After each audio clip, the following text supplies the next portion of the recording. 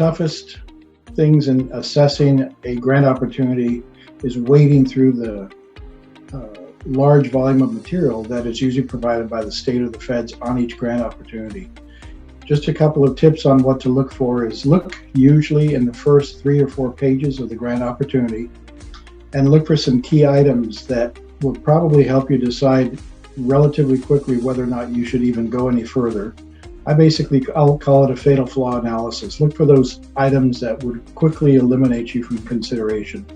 Look at the eligibility. Make sure that your type of organization or agency is listed on the eligibility. Quickly look at the due date if it's a competitive grant, because very few grants can be completed in less than 30 days, and oftentimes less than 60 days is difficult.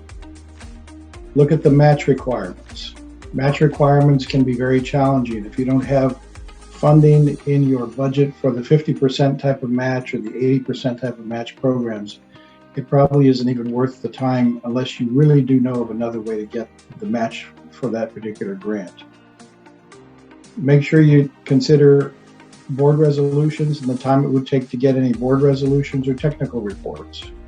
Many times infrastructure grants have them, but they will oftentimes allow you to defer some final paperwork until after the competition is over. So look for those.